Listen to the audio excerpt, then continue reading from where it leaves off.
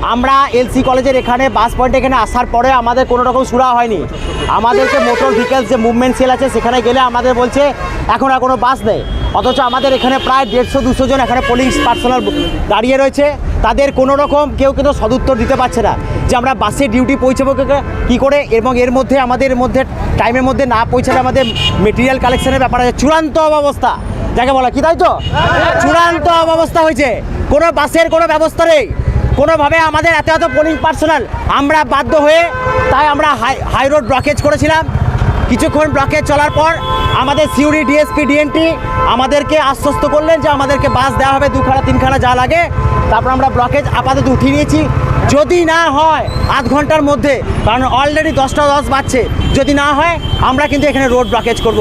আর যদি আমাদের ডিউটি না যেতে পারি তার জন্য যে শোকজ, তাকে কিন্তু এখানে মুভমেন্ট সেল যেটা আছে তাদেরকে কিন্তু শোকজটা করতে হবে, আমাদেরকে নয়। চূড়ান্ত অবস্থা হয়েছে। কতক্ষণের মধ্যে যাওয়ার কথা? আমাদেরকে আধ ঘন্টার মধ্যে ব্যবস্থা করে দেবো বলেছে। 2-3 বাস, রামপুরহাট, হাসন, মুরারই, নলহাটি, প্রত্যেকটি কোটাসুর, প্রত্যেকটি পোলিং এরিয়ার পোলিং পার্সোনাল এখন দাঁড়িয়ে আছে। আমরা 9:30 থেকে দাঁড়িয়ে আছি।